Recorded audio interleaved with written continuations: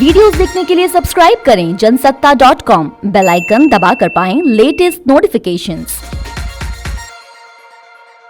नमस्कार, मैं हूं आर्यव्रत और स्वागत है आप सभी का जनसत्ता में। भारत की जो सबसे खूबसूरत बात है वह है इसकी विविधता में एकता, यूनिटी इन डाइवर्सिटी। 130 करोड़ की आबादी जिसमें करीब करीब सारे धर्म और इतनी सारी भाषाएं हों, उसका राजनीतिक रूप से संगठित होना एक बड़ी खूबी है। और साथ ही साथ ये खूबी तब और बड़ी हो जाती है जब हम लोग एक प्रैक्टिसिंग डेमोक्रेसी है, एक लोकतंत्र है। लेकिन इस खूबी के साथ और इन गर्व के पलों के साथ जो एक बड़ी जटिलता आती है वह यह है कि कैसे इस आबादी को लेके स्वतंत्र और निष्पक्ष चुनावों का संचालन किया जाए। यह जिम्मेदारी भारत में इलेक्शन कमीशन ऑफ इंडिया यानी कि भारतीय चुनाव आयोग की होती है। भारतीय चुनाव आयोग की जो व्यवस्था है संविधान में वो अनुच्छेद 324 से लेकर 329 तक की गई है। अनुच्छेद 324 ये कहता है कि भारत में एक चुनाव आयोग होगा जो भारत में चुनाव के आयोजन और संचालन से संबंधित पूरी जिम्मेदारी जिसके पास होगी। भारत के जो पहले मुख्य चुनाव आयुक्त थे वो सुकुमार सेन थे और 1991 तक सिर्फ एक ही चुनाव आयुक्त होता था जो कि पूरी जिम्मेदारी संभालता था।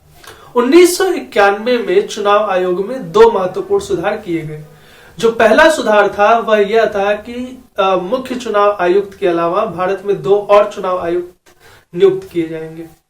इनका जो दर्जा होगा वह मुख्य चुनाव आयुक्त के बराबर ही होगा।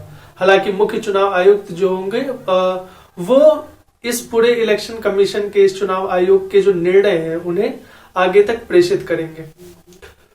और इसके साथ में राज्य स्तर पे चुनाव आयोग की भी व्यवस्था की गई जो कि पंचायती राज से संबंधित सारे चुनाव की व्यवस्था देखेंगे।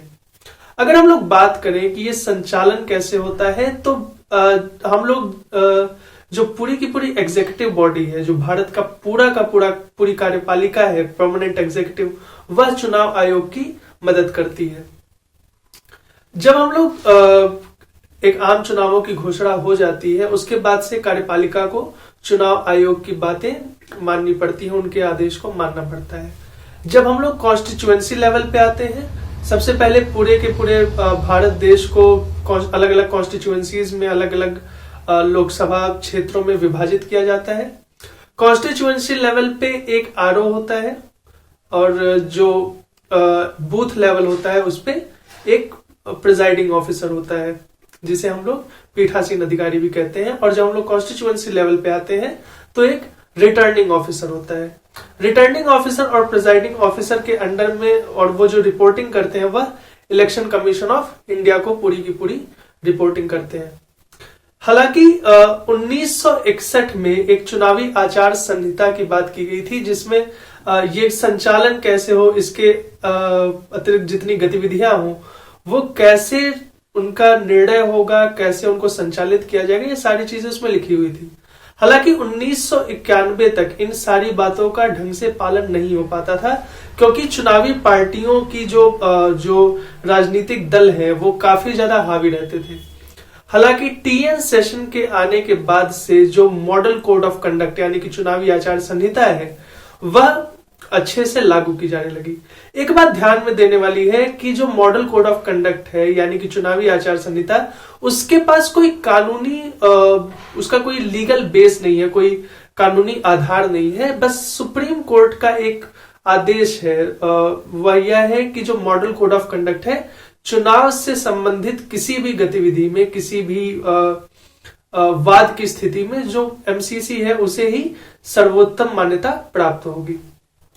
अनुच्छेद 329 के अनुसार भारत में जो चुनाव से संबंधित कोई भी वाद है उसमें कोई भी न्यायालय इंटरफेयर नहीं करेगा, किसी भी न्यायालय से उसकी सुनवाई नहीं होगी तब तक जब तक कि किसी गैर कानूनी गतिविधि की उसमें इन्वॉल्वमेंट ना हो।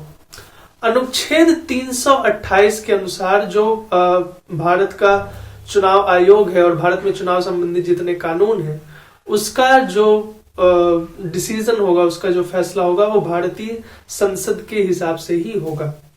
हालांकि पिछली दो बार से ये लगातार देखा जा रहा है कि भारत के चुनाव आयोग की निष्पक्षता पे सवाल खड़े हो रहे हैं।